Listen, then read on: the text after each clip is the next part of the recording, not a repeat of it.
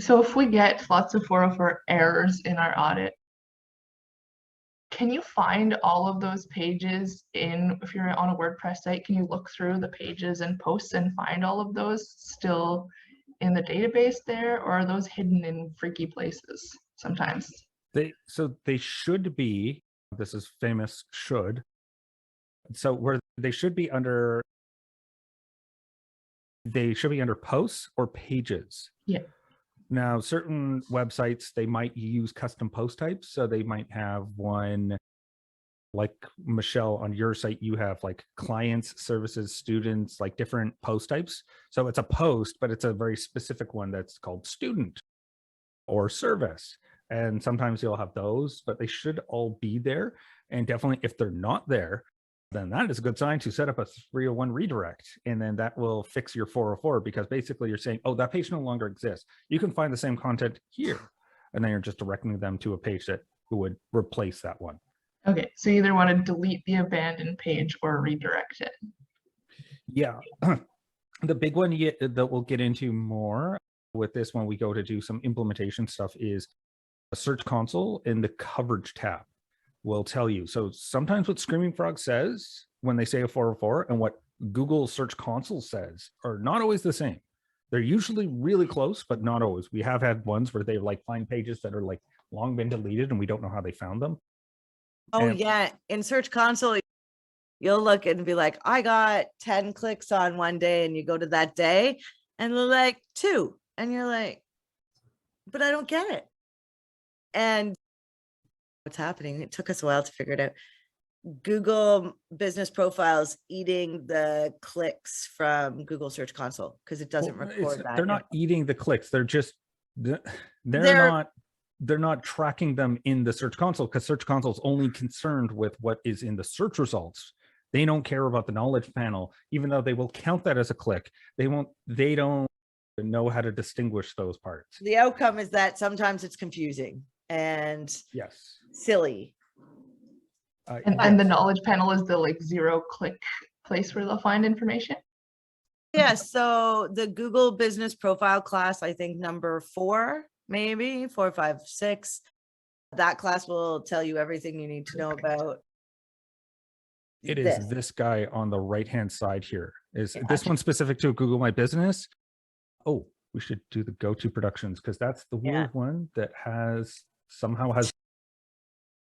So this is a straight up knowledge panel that is generated by Google scanning different aspects of the business. So they've identified that this is the logo.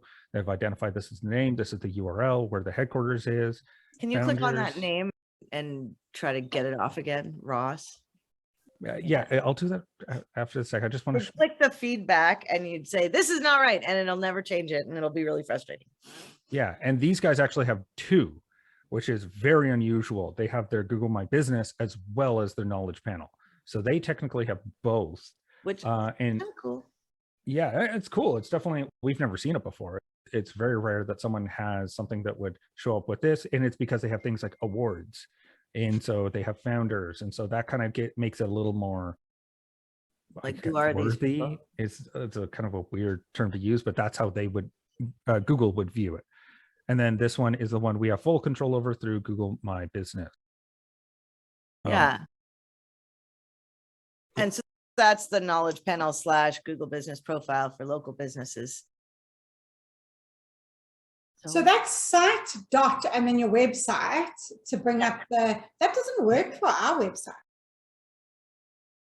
It's saying. So are you doing site?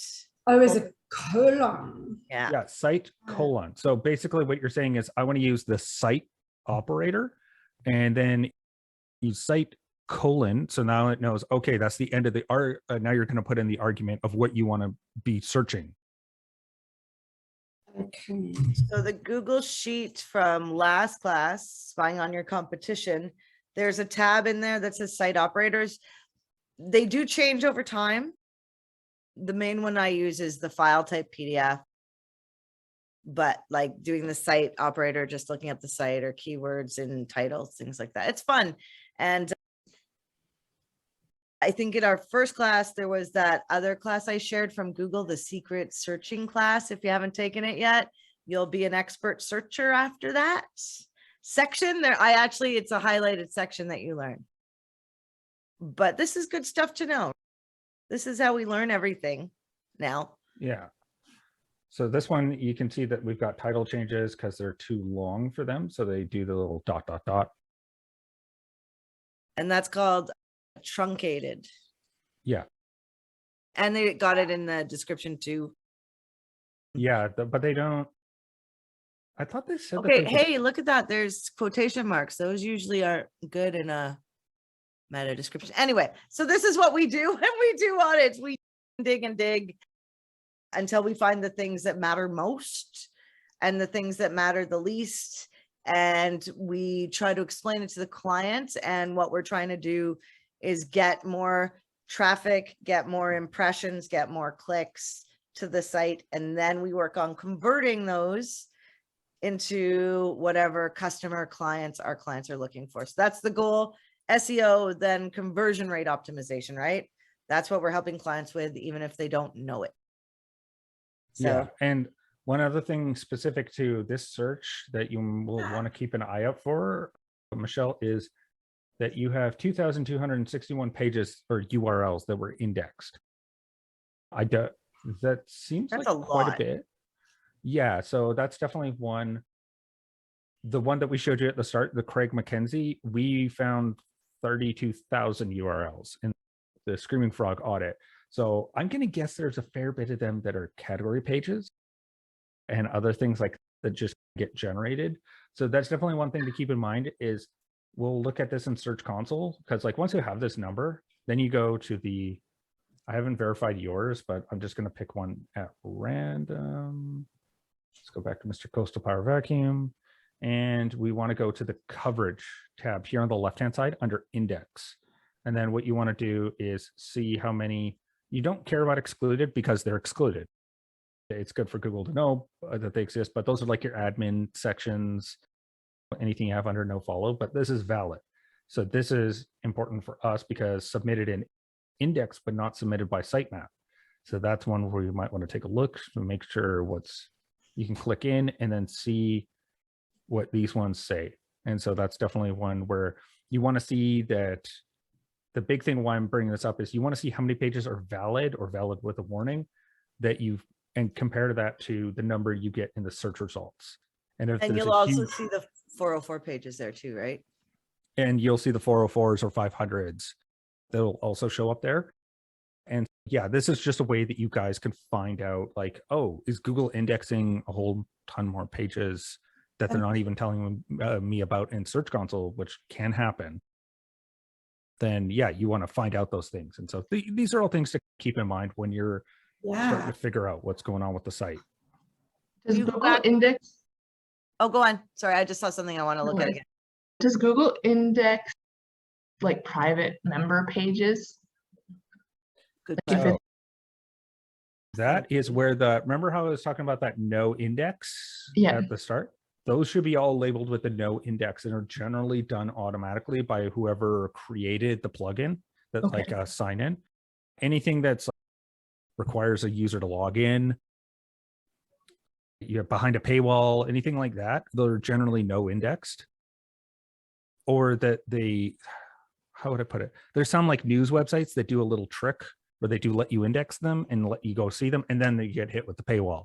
So that they will show up for those keywords, but then bam, you just get hit right away with a paywall.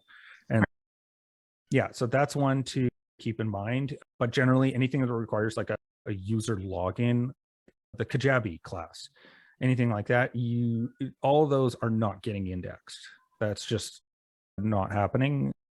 Just Google, they'll set that up in the back end of it. And usually on most SEO plugins like Yoast or Rank Math, there's going to be a little tab on an individual page that you could say do not index with Google, and then just pops in a little no index on the page, and so that Google knows, oh, so even if it's a blog post or anything like that, you guys can totally always make sure it's hidden. Yeah, lots of fun. Okay, does everybody have Google Search Console here? Yeah. Okay, class 2. And everybody has that Google Sheet and slide deck now. If you have trouble opening anything, just click on ask. I've tried to make it very accessible so that anything in there is a copy. The cool thing about that is if that Google Sheet changes in a year and gets updated to something better, if you click on that link again, you'll get the updated version. Right? Just so you know. Yeah, it's so we work with you.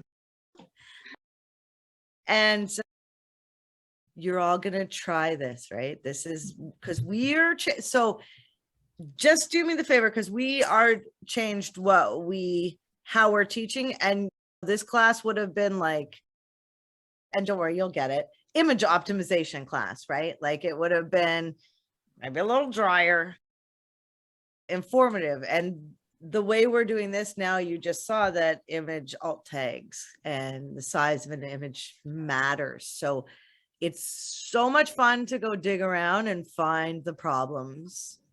So, because let's all imagine in 2 weeks from now that we can actually go do our own SEO audit. And we can tell our team, our friends, our client, hey, this is what you're doing really well. And this is what you need to do better. Let's do this. And that's why you click around and get down. Okay, I got to say it again. I'm good. I think that's it. Any questions? Any more? In your search that you just did, you had fun icons, like little pictures. Oh yeah. What are those? I want those. That is the Surfer SEO Chrome extension. Oh, go see it again. Okay. There's so many. I saw, did you see in your search result when I wanted you to go back? Look at that. See Google. Oh, check it. See the Google promotion under the tools? They're changing because usually, and it's not an ad, but where it says ad, they're going back to saying Google promotion for your ads instead of saying ad on each one. Oh. Yeah. And yet 40% of this is also that they're promoting their own product at the very, because this is try Google Search Console. And so they're calling it Google promotion because it's not technically an ad. It's just saying, hey, this is a product. Yeah. It's that weird thing where they try to like have their cake and eat it too. Oh yeah. The magnifying glass in the book. Yeah. That's what I want. Yeah. So it's called Surfer SEO. It's a AI writing tool that we use. Look at. Yeah. It makes it so much more fun. This stuff is really fun when it's like, bye. It's a lot of fun. I don't know. When you get into marketing, you got to pick a side for a while. Maybe not always, but you got to pick the thing you're really into and dive deeper, because you're in this, what we're learning, you're learning 2 careers. So people get paid up to $200,000 a year being an SEO, being a really good, and with Google Ads, you can make something similar, like maybe a little less, but like there are skills. And it's getting to the point where companies can't do stuff without you now. And it can be the same for social. Socials had a lot of hiccups recently, and we're seeing a lot of social businesses, marketing business, have a lot of trouble. So we are all, what do we say, Phelan? We are all we just plow the land of Google. They can kick us off at any time. Yeah, we're basically like little serfs on the properties of Facebook or Google, and it's just, oh, please, will my bag of millet be enough? I'd like a pittance of some rankings. So just know you're getting into this, but to pick a career in this, if you like this stuff, it is really fun.